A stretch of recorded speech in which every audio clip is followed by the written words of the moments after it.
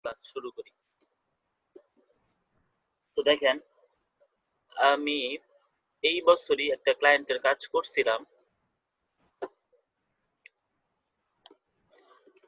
Restaurant মেনুর।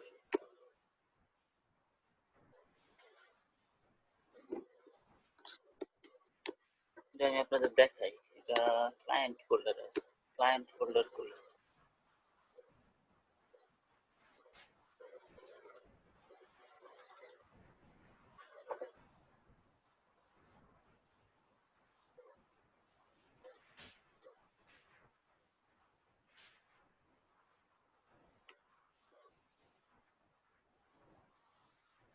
দেখেন, এইটা যদিও এটা কিন্তু ইয়াতে করা না, ইলাস্ট্রেটরে করা না, এটা অ্যাডোবি ইনডিজাইনের নাম শুনছেন আপনারা?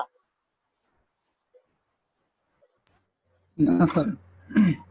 অ্যাডোবি ইনডিজাইন একটা সফটওয়্যার আছে, ওইটা দিয়ে করা এটা। অ্যাডোবির কিন্তু অনেক সফটওয়্যার আছে, আপনাদের দেখাই। স্যার, যে পিকচারগুলো ইউজ করছিলেন এগুলা কি ক্লায়েন্টে দিছিল না আপনি কালেক্ট করছেন স্যার? ক্লায়েন্টের ছবি, এগুলো সব ক্লায়েন্ট দিছিল।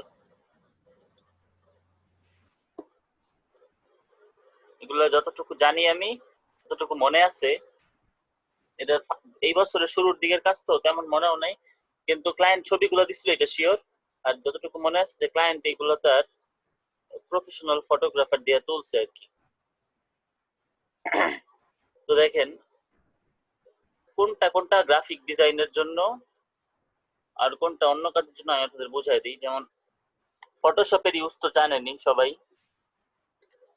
ফটোশপের কাজ হচ্ছে ফটো এডিট, কম্পোজিশন, তারপরে create beautiful image, graphics and art on desktop and iPad, এটা হচ্ছে ফটোশপের কাজ।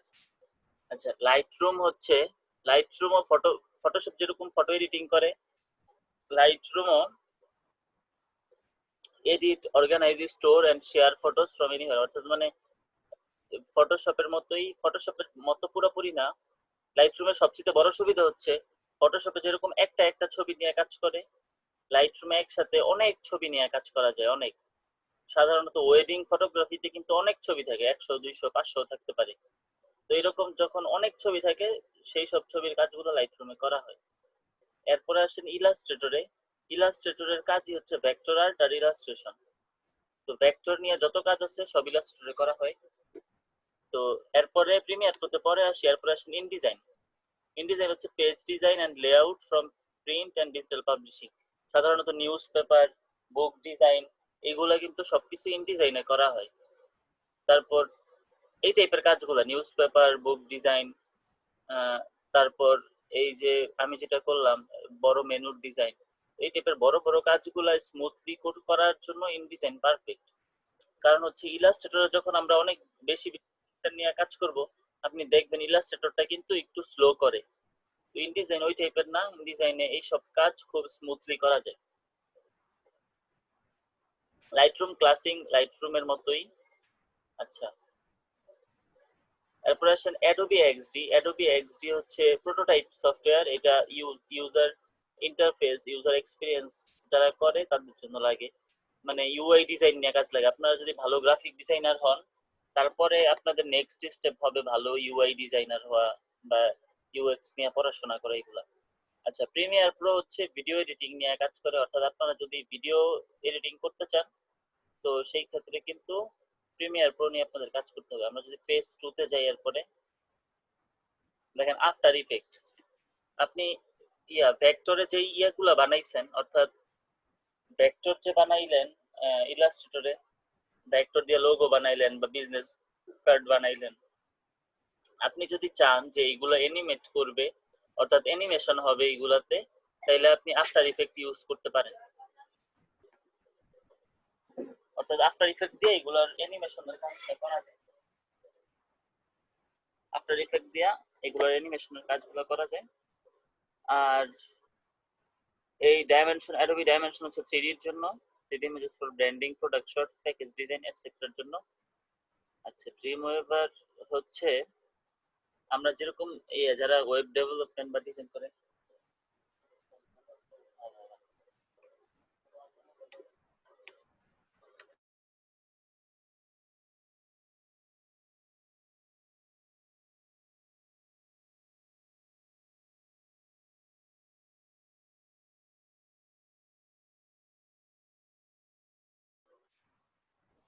তো ড্রিম ওয়েভার হচ্ছে যেটা বলতেছিলাম যে ওয়েব ডেভেলপমেন্ট যারা করে বা ওয়েব ডিজাইন যারা করে, ওয়েব ডিজাইনের কাজটা ড্রিম ওয়েভার দিয়ে করা যায়।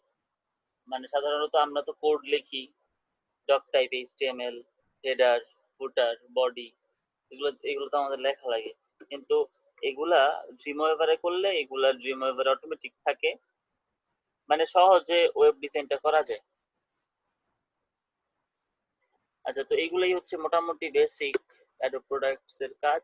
তার মধ্যে গ্রাফিক ডিজাইনারদের জন্য কোনটা লাগে, আমাদের জন্য মেইনলি কোনটা লাগবে? আমাদের মেইনলি লাগবে তিনটা: ফটোশপ, ইলাস্ট্রেটর, ইনডিজাইন। যদি আপনি মনে করেন যে আপনি গ্রাফিক ডিজাইন করবেন, তো মানে গ্রাফিক ডিজাইনের মোটামুটি সব কাজগুলো করবেন অথবা ক্লায়েন্টরে ভালোভাবে হ্যান্ডেল করবেন। কেন ভালোভাবে কথাটা বললাম? ধরেন যে আপনি একটা কাজ করছেন, ফটোশপের একটা কাজ করছেন, তো ওই ক্লায়েন্ট হচ্ছে, মানে ওই ক্লায়েন্ট হচ্ছে একটা ব্রোকার বা তার কাছে অনেক কাজ আসে। তো সে আপনার অফার করলো যে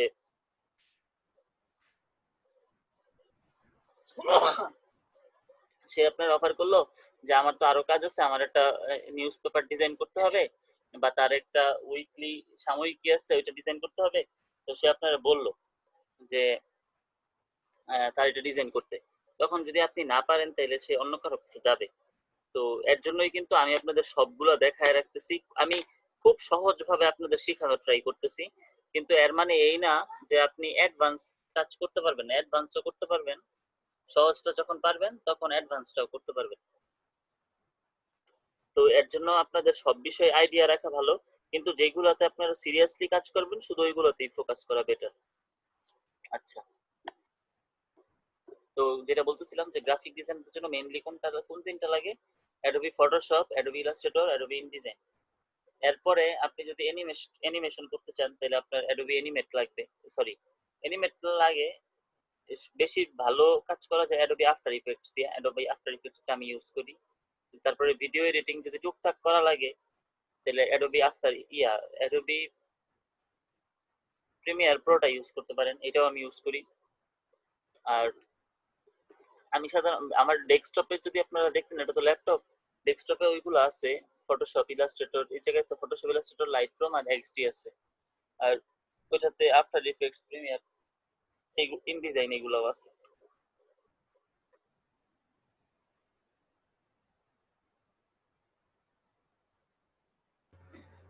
স্যার আপনি ক্লায়েন্টের কাজ ডেস্কটপে করেন না ল্যাপটপে?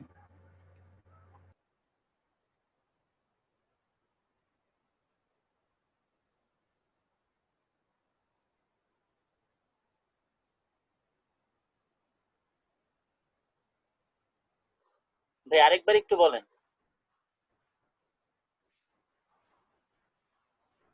হ্যালো। বলছি স্যার, ক্লায়েন্টের কাজ আপনি ল্যাপটপে করেন না ডেস্কটপে?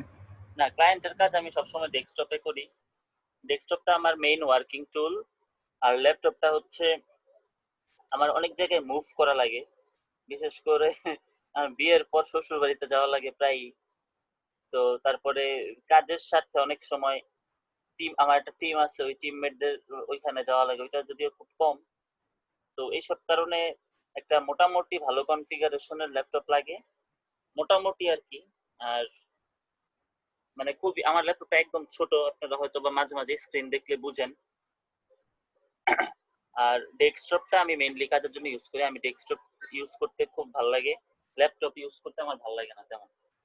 আর ডেস্কটপে কাজ করে যে মজাটা পাওয়া যায় বা যেই যতই স্মুথলি কাজ করা যায়, ওইটা ল্যাপটপ মানে ওই বাজেটের ল্যাপটপে পাওয়া পসিবল না। ওইটা অনেক দামি ল্যাপটপে পাওয়া পসিবল, কিন্তু ওই বাজেটের ল্যাপটপে পাওয়া পসিবল না। তো এইসব কারণে আমি বইলা না, যারা কাজ করে প্রফেশনালি তারা হয় হচ্ছে গ্রাফিক ডিজাইনার বড় বড়, তারা হয় ম্যাক ইউজার, ম্যাকে কাজ করে, অথবা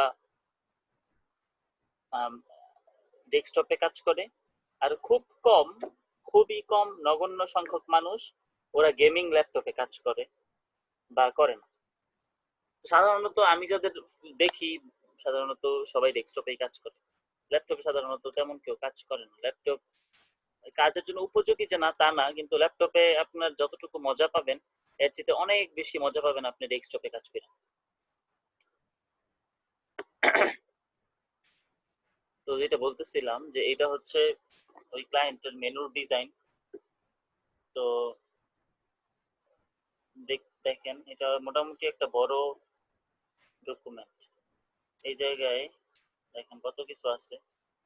উপরের দিকে তো কিছু পিকচার, এই দুইটা পিকচার আবার একসাথে মার্জ করা।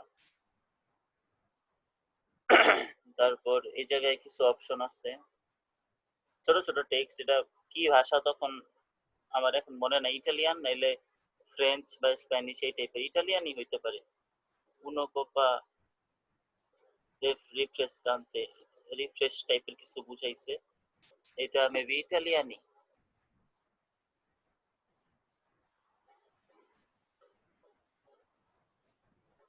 না স্প্যানিশ। আচ্ছা, তো এই জায়গায় কিছু দেখেন ড্রিঙ্কস এর অপশন আছে, ককটেলস এর অপশন আছে। এটা কিন্তু দুইটা ভাষায়, শুধু যে স্প্যানিশ তা না, এটা ইংলিশেও আছে, পুরোটা ইয়াতে না। আচ্ছা, এই জায়গায় দেখেন লং ড্রিঙ্কস, এগুলো সব ইংলিশে লেখা। এই জায়গায় আবার স্প্যানিশে লেখা, এই জায়গায় ইংলিশে লেখা। এনসালাদা সিজার,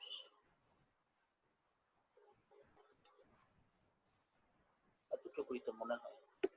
আচ্ছা, আরো ভার্সন আছে মেবি এটার, দেখি। Menu 6 pages.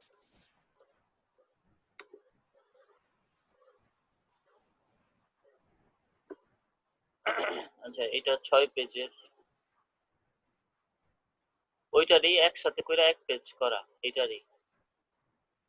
স্যার আপনি ওপেন করে ক্রমে আসলো, এটা কেমন স্যার? এগুলো তো পিডিএফ ফাইল। ও আচ্ছা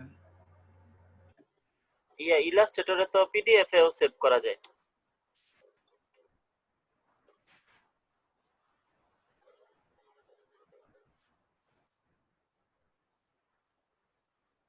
ও দেখেন ক্লায়েন্ট কত সুন্দরভাবে বুঝায় দেয়। এটা ক্লায়েন্ট বুঝাই দিছিল যে উপরে লেখা থাকবে মেনু আর কন্টেন্ট অফ দ্য আদার 5 পেজের, মানে বাকি 5টা পেজের সবকিছু এই জায়গার মধ্যে ঢুকানো লাগবে। ক্লায়েন্টের ব্রিফ।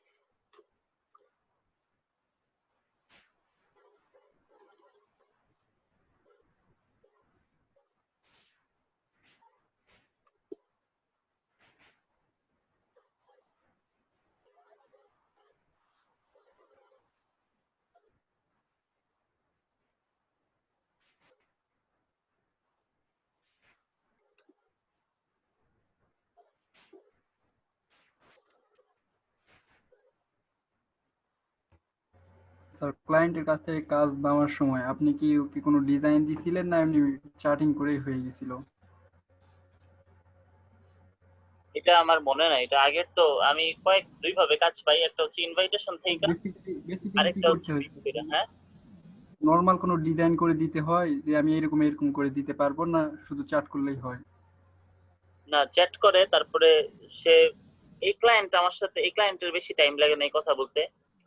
এটা আমার ঠিক মনে নাই শান্তিপর্তার কাহিনী, ও হয়তোবা কেউ ওরে রিকমেন্ড করছিল, আমার আরেকজন ডিজাইনার আছে, আরেকজন ক্লায়েন্ট আছে, হয়তোবা সে রিকমেন্ড করছে তারপরে আসছে, অথবা সে আমার ইনভাইটেশন পাঠাইছে, অথবা আমি তারটাতে অ্যাপ্লাই করছি, তিনটার যে কোনো একটা। নরমালি কেমন করে করতে হয় যদি একটু বলতেন আমাদের হেল্প হতো। আচ্ছা ঠিক আছে, আমি এটা বলতেছি যে আমি গতকালকে রাত্রে 2টা ইনভাইটেশন পাইছি। আমি একটু রেকর্ডিংটা অফ করি। কারো কোনো কোশ্চেন আছে বা ক্লায়েন্ট না রিলেটেড বা Upwork related, market place related যদি কিছু জানতে চান তো বলতে পারেন। হ্যালো। না স্যার, আপাতত কোনো কোশ্চেন নাই। না, এগুলো আপনাদের কাছে ইন্টারেস্টেড লাগার কথা যারা নতুন। তো যদি কোনো কিছু জানতে চান তাহলে বলতে পারেন, আমি বলি। আর যদি এরকম হয় তাহলে আমাদের কি ফাইল ওদের জমা দিতে হয়? পিডিএফ ফাইল না আপনার ইলিস্ট্রেটর যে ফাইলটা হয় সেই ফাইলটা? শুনেন, এরকম সাধারণত জেপিজি ফাইল দেওয়াটা ভালো। জেপিজি এটা ক্লায়েন্টের কাজের উপরে ডিপেন্ড করবে। ও বলে দিল যে ট্রান্সপারেন্ট ফাইল দিতে, তখন তো আপনার পিএনজি দেওয়া লাগবে। আপনি সাধারণত সোর্স ফাইলটা ওরে দিবেন না, ও না চাওয়ার আগ পর্যন্ত সোর্স ফাইলটা ওরা দিবেন না, কিন্তু সোর্স ফাইলটা আপনি আপনার কম্পিউটার থেকে কাটবেনও না।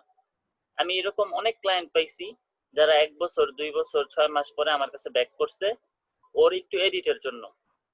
অর্থাৎ আমি তার সোর্স ফাইলটা কিন্তু আমার কম্পিউটারে রাইখা দিছি, ওরে আমি সোর্স ফাইলটা দেই নাই। সোর্স ফাইলটা দিলে সে হয়তো বা অন্য ডিজাইনের কাছে যাইতো যদি আমার না পাইতো বা আমার কথা মনে না থাকতো। তো তার একটু চেঞ্জ দরকার সিভিতে, এরকম হয়েছে যে তার একটু সিভিতে চেঞ্জ দরকার, তার একটু লোগোতে চেঞ্জ দরকার। তার তিনটাই কিন্তু আমি বাস্তব জীবনের ঘটনা থেকে বলতেছি। একজন ক্লায়েন্ট ছিল বা আছে, ওমর নাম, তার সিভিতে চেঞ্জ দরকার, সে আমার কাছে ব্যাক করছে, তার সোর্স ফাইল নাই। ইভেন আমিও আমার পিসি একবার র্যানসমওয়্যার অ্যাটাক হয়েছিল, যার কারণে আমিও সোর্স ফাইল পাইতে আমার কষ্ট হয়েছে, পরে যাই হোক অনেক কষ্ট নষ্ট করে পাইছি। তারপর আরেকটা ক্লায়েন্ট, ওইটার নাম মনে নাই, ও ব্যাক করছে লোগোর জন্য, লোগোর চেঞ্জ দরকার। আরেকটা ক্লায়েন্ট আছে রোনান, সেও আসছে, তার প্রায় 50টা ফাইলের মানে অন্য সাইজে দরকার। মানে জাস্ট মনে করেন যে একটা ফাইল আছে 720 ইন্টু ধরেন যে 700 ইন্টু, ধরেন যে 1200 ইন্টু 600 পিক্সেল একটা ফাইলের সাইজ। তো এইটারে জাস্ট 1500 ইন্টু 1000 বানায় দেওয়া লাগবে, কথার কথা এই টাইপের একটা মাপ ধরেন। তো এইটার জন্য মানে সে হচ্ছে ওয়ার্ডপ্রেস থিম চেঞ্জ করছে, যার কারণে সব ইমেজের সাইজ চেঞ্জ করতে হবে। তার ওয়েবসাইটের পিকচারের জন্য আমি কাজ করি, এখনো করি। তো এই সিম্পল কাজটার জন্য কিন্তু সে আমার একটা ভালো অ্যামাউন্ট পে করছিল। তো এটার কিন্তু সে আমার পে করতো না যদি আমার কাছে সোর্স ফাইলটা না থাকতো বা আমি তার সোর্স ফাইলটা দিয়ে দিতাম। তো আমি তার সোর্স ফাইল দেই নাই বা সে চায়ও নাই। সোর্স ফাইল ওরা শুধু শুধু কেন দিবেন যদি সে না চায়? ফাইবারে আগে দেখতাম যতটুকু আমার মনে আছে যে সোর্স ফাইলের জন্য মানুষ একটু কিছু টাকা বেশি চার্জ করতো। তো সোর্স ফাইল আপনার কাছেই রাখবেন, আপনি জাস্ট জেপিজিটা দিবেন। অর্থাৎ সে একটা লোগো বানাইতে বললো, তারে আপনি জেপিজি, পিএনজি, দরকার হয় জিপ, হাই রেজুলেশন জেপিজি, লো রেজুলেশন জেপিজি, পিএনজির এরকম কয়েকটা সাইজ, ইউনিভার্সাল সাইজ, এই মনে করেন যে 10-15টা সাইজ দিয়ে দেন, সমস্যা নাই তো, কিন্তু সোর্স ফাইল দিবেন না।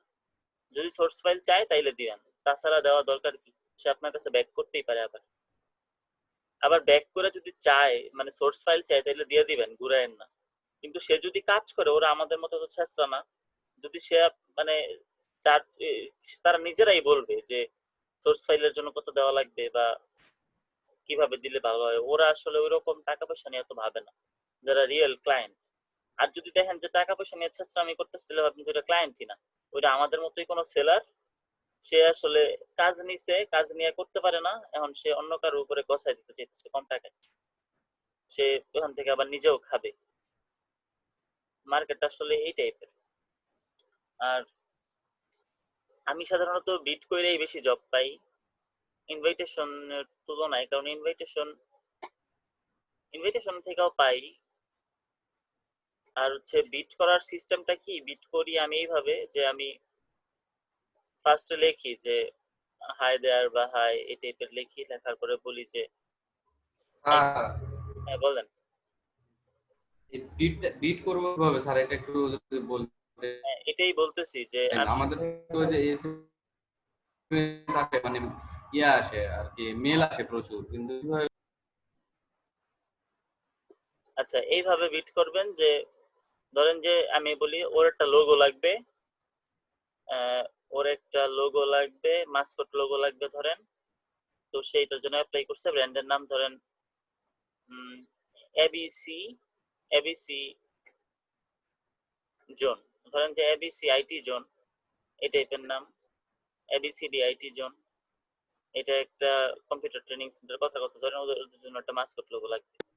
তো ওর স্যার একটু একটু দেখা দিলে ভালো হতো স্যার। বুঝি নাই কি?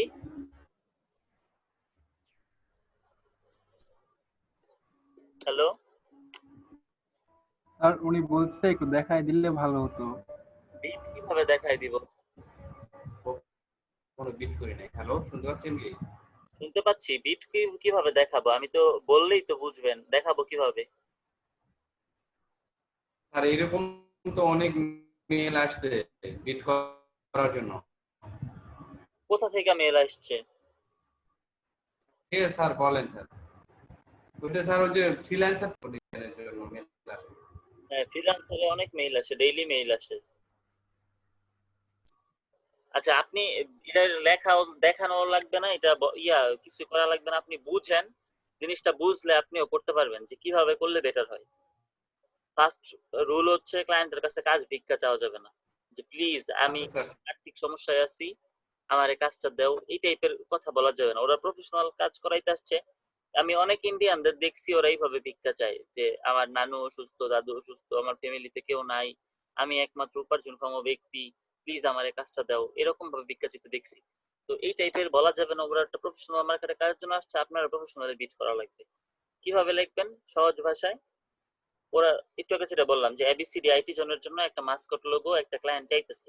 তো আপনি এইভাবে লিখবেন যে hi, I would like to work on this project to create you a mascot logo for your brand ABCD IT zone.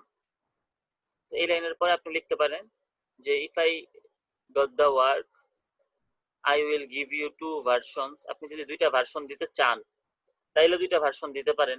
আর এইভাবে লিখতে পারেন যে if you give me the if you give me the opportunity to work on your project, I will firstly give you a rough sketch of 2-3 sample, মানে ওরে আপনি দুই তিনটা sample দিবেন রাফ স্কেচ কইরা, and then you can choose what you like। তারপরে সে যেটা মানে ভাল লাগে সে আপনার বলবে, and then I will finalize that sketch from scratch।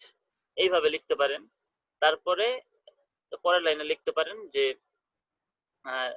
You can check my portfolio link from here. তারপরে আপনার পোর্টফোলিও লিঙ্ক দিতে পারেন। তারপরে আপনার নাম কি জানি রিগার্ডস আপনার নাম দিয়ে দিতে পারেন, বা থ্যাঙ্কস লিখে দিতে পারেন। তো এর চেয়ে বেশিও দরকার নাই, রচনা লেখারও দরকার নেই, এর চেয়ে কমও দরকার নেই। এইটা আমি যতটুকুলা আমি সবসময় এই টাইপের বিডি করি। এই সেম বিডি বলতে গেলে করি এই টাইপেরই। এখন তার লোগো লাগবে না, তার রেস্টুরেন্ট মেনু লাগবে। আমি এইভাবে বিট করবো, hi, I would like to work on this project to create you a restaurant menu for your brand Omu. I can complete the task within 2-3 days। তারপরে যদি আরো কোনো তার পোস্টের উপরে নির্ভর করবে যে আমি আরো কিছু অ্যাড করব কি করব না। দেখা গেছে যে সে কোশ্চেন করতে পারে, আবার সে কোশ্চেন করলো না কিন্তু সে ভিডিওর মধ্যে লেখা দিল। আপারকে এই জিনিসটা খুব বেশি, ফাইবারও হালকা হালকা দেখছি যে মানুষ কি করে কপি পেস্ট বিট করে। ধরেন আমি আপনার লেখা দিলাম কিছু কথা, আপনি এটা কপি করে পেস্ট করে দিলেন, এটা বলে copy paste bit.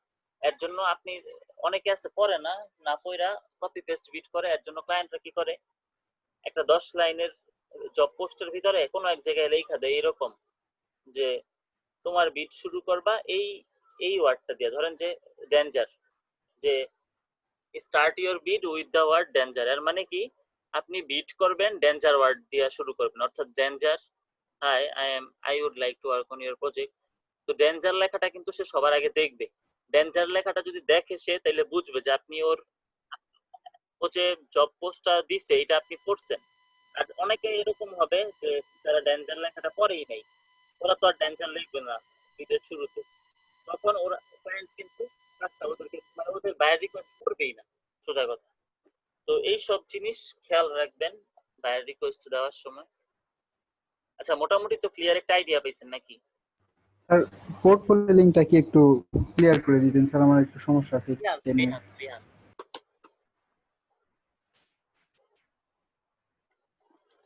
রিহান্স dot net এর নাম শোনেন নাই? না স্যার।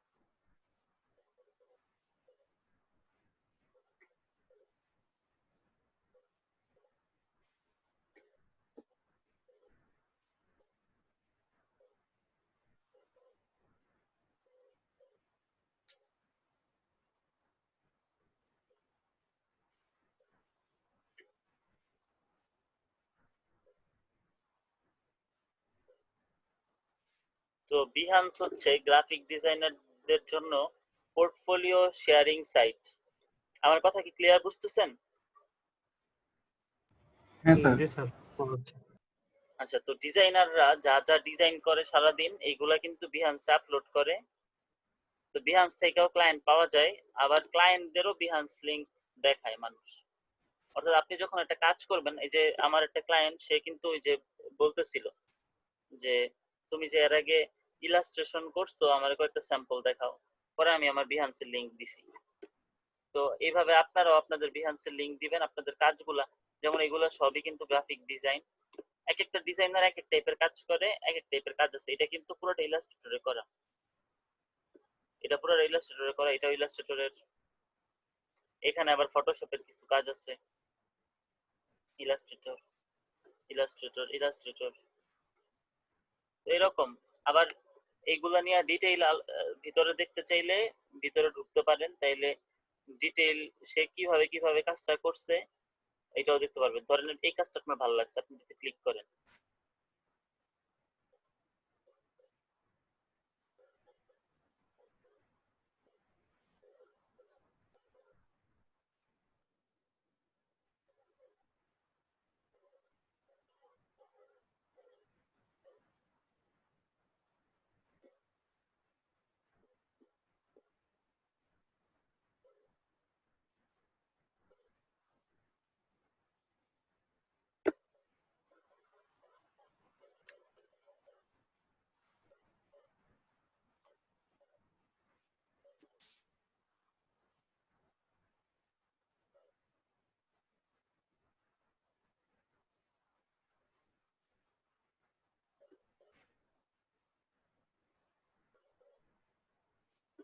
তো এই জায়গায় দেখেন, এখানে কিন্তু সে ভিডিও দিছে, অনেকগুলা পিকচার আছে।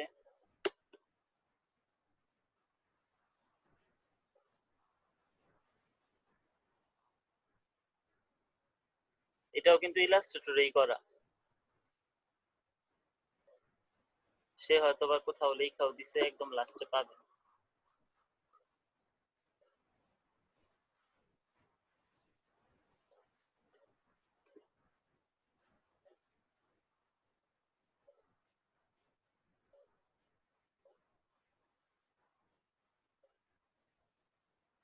না, কোন সফটওয়্যার ইউজ করছে এটা লেখে নাই।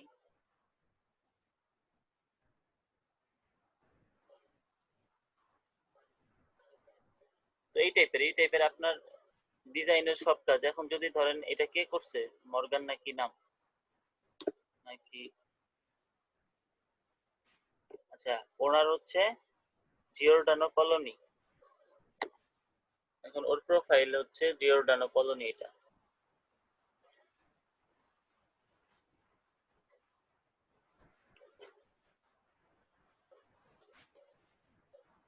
তো এই যে দেখেন, এই ওর প্রোফাইলে গেলে এগুলো কিন্তু সব ওর কাজ। তো এইটাই হচ্ছে মোটামুটি বিহান্স। বিহান্স নিয়ে আপনাদের একটা ক্লাস নিব। আর আপনারা যত ডিজাইন করতেছেন, যেগুলো আপনাদের নিজেদের ডিজাইন, শুধু এইগুলো, অন্য কারো কপিটা না, শুধু নিজেদের ডিজাইন গুলো বিহান্সে রাখতে পারবেন। আচ্ছা, এখন এই জিনিসগুলো নিয়ে কি আপনারা ক্লিয়ার? হ্যাঁ স্যার, এখন ক্লিয়ার।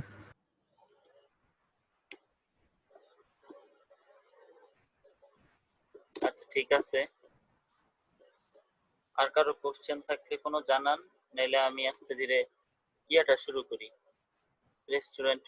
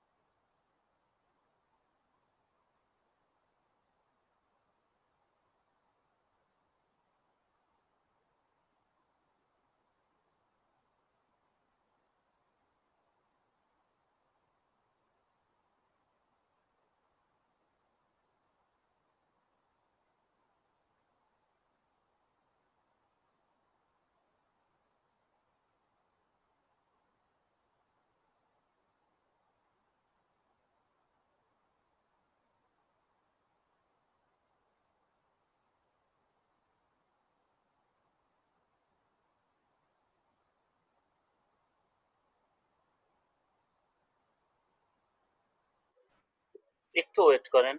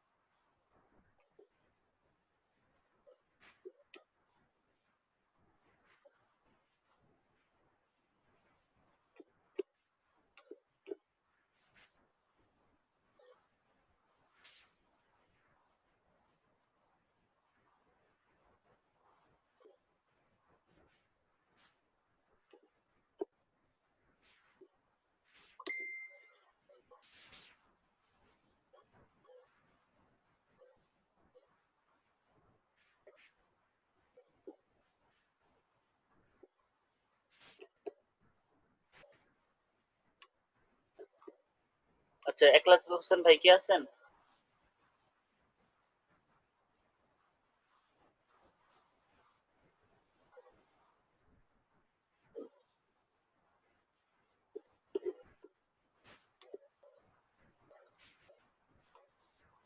আচ্ছা ঠিক আছে, আমরা একটা নিউ ডকুমেন্ট নেই। আমরা তো লাস্ট ক্লাসে যেই মেনু ডিজাইনটা করছিলাম ওইটা করছিলাম F4 এ, আজকে আমরা লেটারে করব। প্রিন্টে গেলাম, প্রিন্টে যাওয়ার পরে লেটার সিলেক্ট করলাম, অ্যাডভান্স অপশনে সিএমওয়াই কে আছে নাকি দেখে নিব, কারণ আমরা তো প্রিন্ট করব। তারপরে ক্রিয়েট।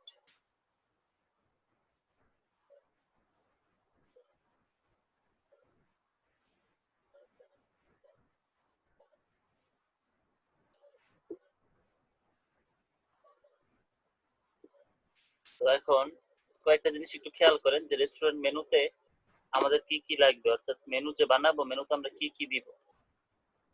ফার্স্ট আমাদের একটা লোগো লাগবে। লোগোর পরে ডিজাইন তিন ভাবে করা যায়। মেনু ডিজাইন আমি আপনাদের বললাম অনেক ভাবেই করা যায়। তার মধ্যে কমন তিনটা ওয়ে কি কি? একটা হচ্ছে ইলাস্ট্রেশন ইউজ করা, গত ক্লাসে করছি। একটা হচ্ছে ফ্লোরাল ইমেজ ইউজ করা। এখন কিন্তু বর্তমান যেসব রেস্টুরেন্ট গুলো হইতেছে, যেগুলো খুব ভালো চলতেছে, সেগুলো কি টাইপের? সেগুলোতে গাছগাছালি থাকে রেস্টুরেন্টের ভিতরে, হরেক মানে প্রচুর গাছগাছালি থাকে উপরে নিচে ডানে বামে সব দিকে। তো এই ফ্লোরাল কিছু ইউজ করতে পারি, ফ্লোরাল ডিজাইন। এরপরে আর কি করতে পারি? ক্যাটাগরির ভিতরে আমরা ইয়েগুলো লিখবো। তো কয়েকটা ক্যাটাগরি নাম লিখি। ক্যাটাগরি গুলো কি? বার্গার, ডেজার্ট, তারপরে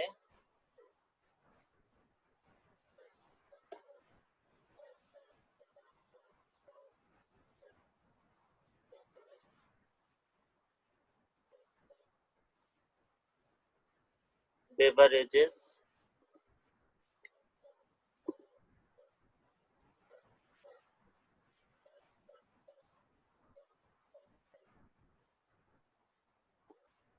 প্রাইস,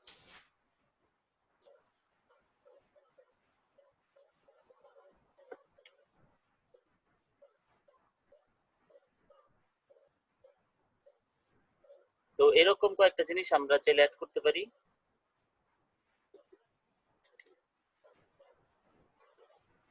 আর প্রত্যেকটা ক্যাটাগরির ভিতরে আমরা আরো কয়েকটা আইটেমের নাম লিখবো আর প্রাইস দিতে হবে। তো এই কয়েকটা জিনিস আমরা করলেই হবে।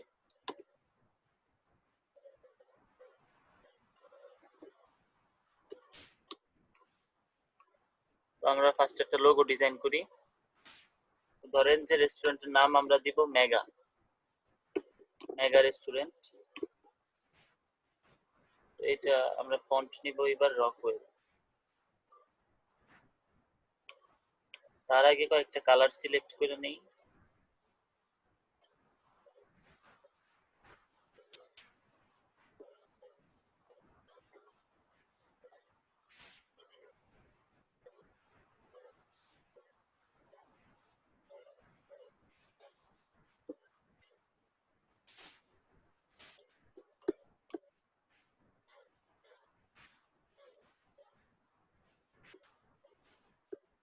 একটা কালার নিব নেভি ব্লু,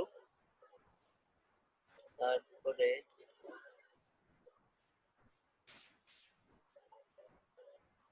একটা কালার নিব এই টাইপের,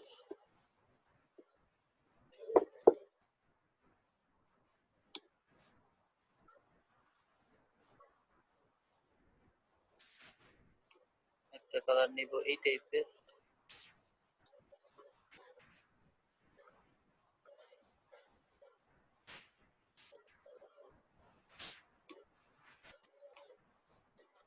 একটা কালার নিব এই টাইপের।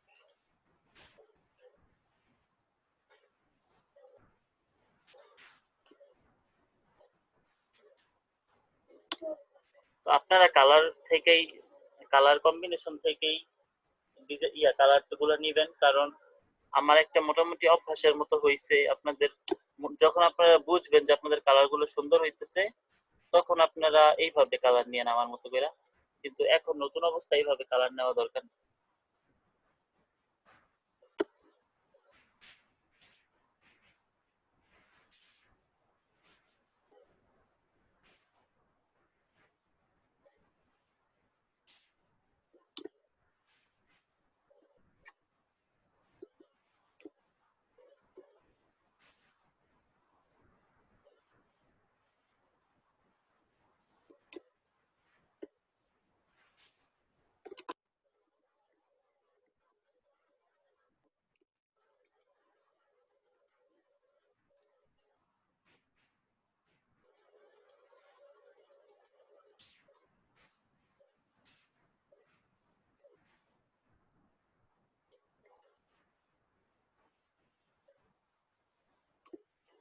এটা হচ্ছে আমাদের লোগো। এরপরে আমরা দুই পাশে লিখবো, এর জন্য মাঝে একটা দাগ। আচ্ছা, গত ক্লাসে আপনারা অথবা অন্য কেউ করছিলেন, অন্য ব্যাচের ওরা, আমি অ্যান্সারটা কি গত ক্লাসে দিছিলাম নাকি আমার মনে নেই, আমি আরেকবার ক্লিয়ার করি। যে লোগো কিন্তু, সরি লোগো না, এই রেস্টুরেন্ট মেনু কিন্তু এক পেজেরও হইতে পারে, আবার দুই পেজেরও হইতে পারে। এটা যে সবসময় এক পেজের হবে তা কিন্তু না, এটা কিন্তু দুই পেজেরও হইতে পারে। আবার এরকমও হইতে পারে যে একটা ক্লায়েন্ট এক পেজের একটা মেনু করাইছে, তো তার তো এরকম হইতে পারে যে তার আইটেম বাড়ছে সামনের দিকে, তো সে কিন্তু ফিউচারে আবার আইসা আরেক পেজ মেনু করতে পারে। তো এই সব কারণেই মোটামুটি ক্লায়েন্টের ফাইলগুলো রাখা উচিত, কারণ ক্লায়েন্ট তো আর সবসময় ফাইল রাখে না, বা ক্লায়েন্টকে যদি আপনি না দেন তাহলে সে তো রাখতেও পারবে না।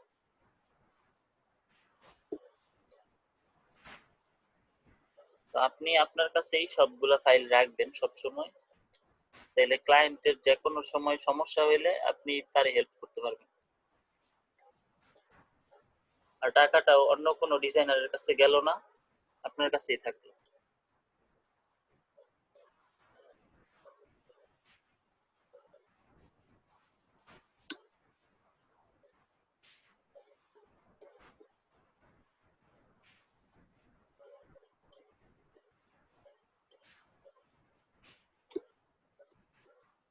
শিফট ধইরা আমি রোটেট করছি, যার কারণে সমানভাবে রোটেট হয়েছে। মানে শিফট ধরে রোটেট করার সুবিধা হয়েছে কি, 45 ডিগ্রিতে যাই থামছে, মানে সরি 90 ডিগ্রিতে যাওয়ার পরেই থামছে।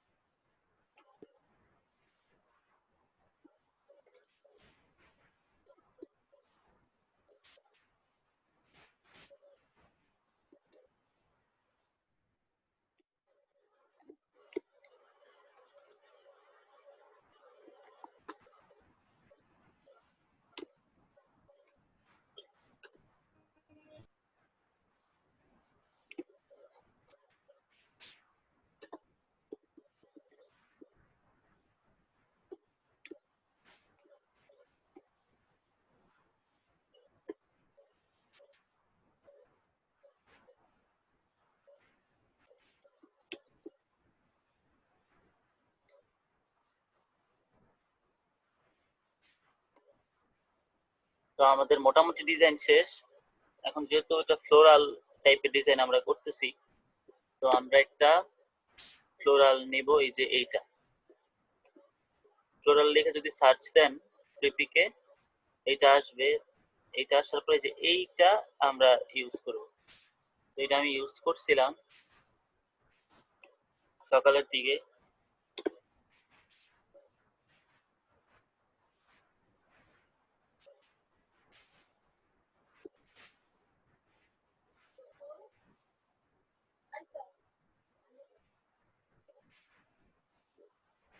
তো এইটা আমি এই জায়গায় ইউজ করি।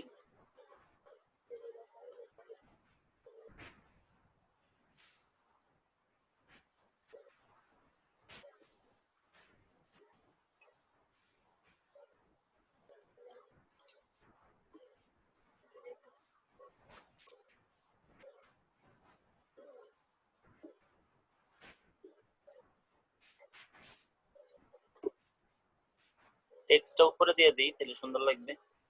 আর এইটার নিচে দিয়ে দিব।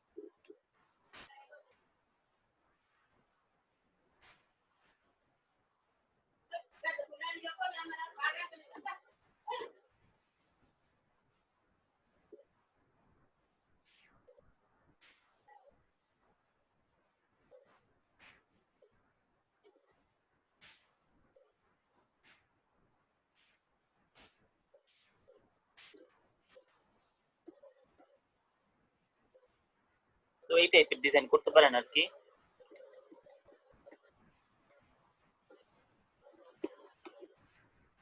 এরকম আউটপুট আসবে।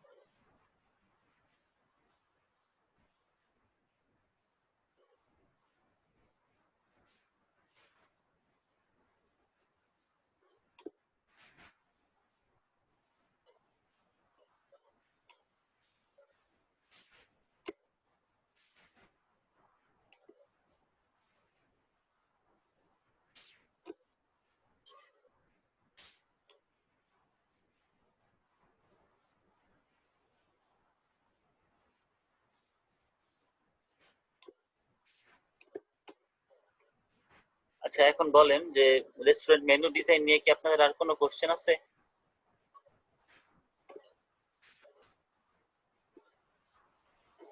হ্যালো?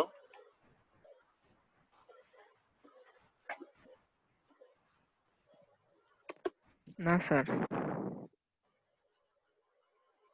আচ্ছা, এখন মেনু ডিজাইন করা যাবে না সুন্দরভাবে?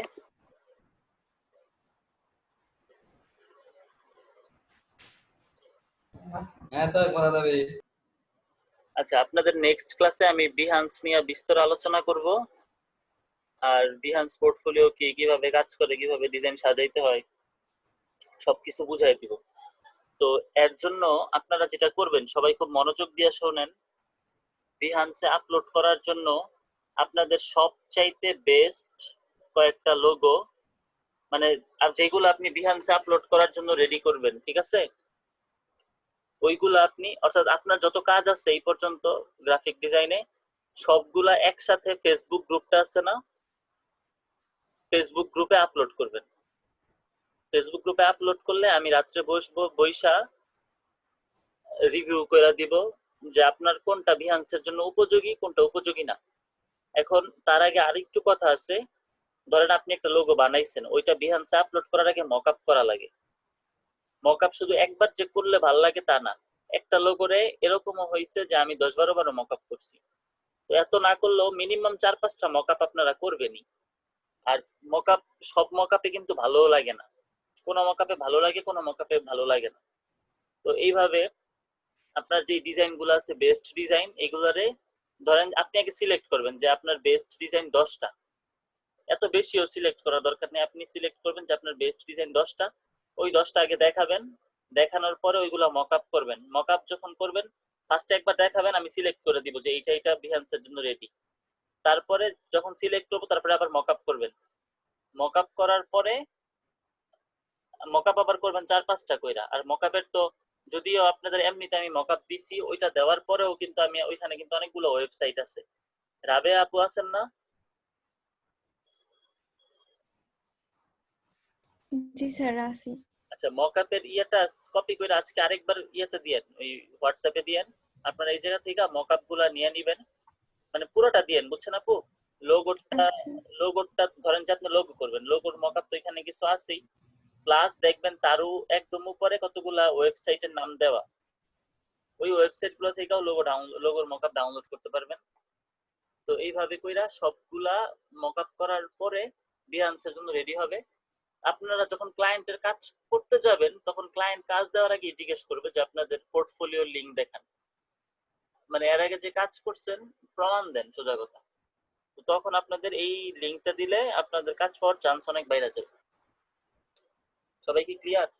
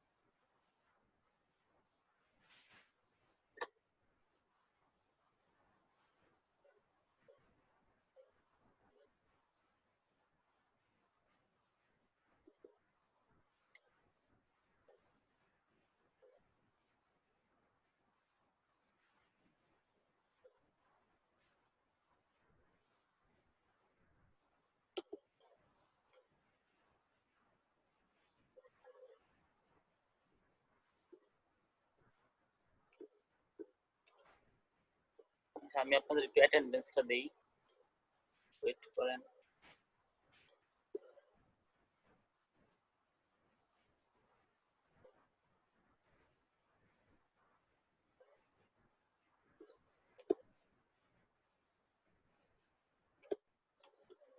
আচ্ছা, আব্দুল মমিন, আসিফ আহমেদ, খুরশেদ আলম, আমাজউদ্দিন, একলাস হোসেন, মাসুদ রানা, মতিন রহমান, মিনহাজুল ইসলাম, রাবেয়া বস্তি, সাইফুদ্দিন, সজীব রহমান, এই কজন আসছেন না?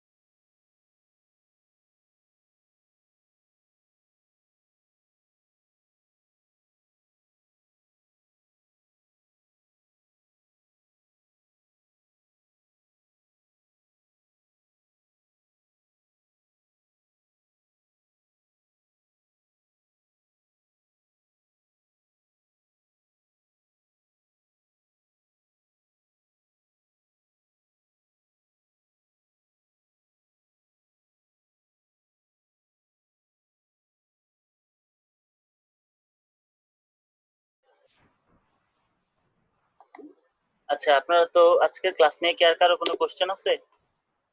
সবাই কি ক্লিয়ার যা বুঝাইছি?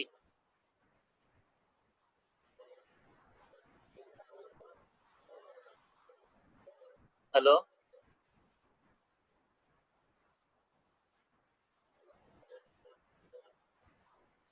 সবাই কি ক্লিয়ার আজকে যা দেখানো হয়েছে? হ্যাঁ স্যার ক্লিয়ার। জি স্যার ক্লিয়ার। আর কারো কোনো কোশ্চেন আছে? না স্যার। আচ্ছা ঠিক আছে, তাহলে আজকের ক্লাসটা এই পর্যন্তই শেষ করি। কালকে ইনশাল্লাহ দেখা হইতেছে। আর কালকে যেটা বললাম যে বিহান্স কিন্তু সবাই রেডি করেন। বিহান্স যদি রেডি না, সরি বিহান্স না, এই ফার্স্টে বেস্ট কাজগুলো দিবেন গ্রুপে, আমি সবগুলো রিভিউ করব।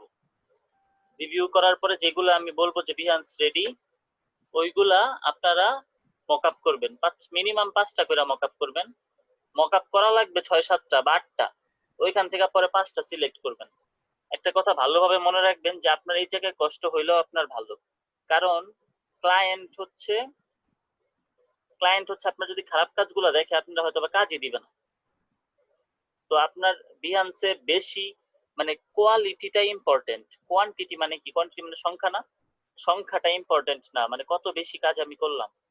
ইম্পর্টেন্ট হচ্ছে কোয়ালিটি, ভালো কাজ। তো আমাদের শুধু ভালো কাজগুলো আপলোড করতে হবে। ভালো কাজ আপনার দুইটাই দেন, দুইটাই অনেকগুলো মকআপ করে দেন। আপনার 20টা কাজ করছেন, 20টা কাজ দেওয়া দরকার নেই, দুইটা ভালো কাজ দুইটাই দেন। তো এইভাবে রেডি করে সবাই। আর আপনাদের সাথে পরে দেখা হইতেছে ক্লাস শেষে, আগামী ক্লাসে। সবাই ভালো থাকেন। আসসালামু আলাইকুম। আসসালামু আলাইকুম স্যার।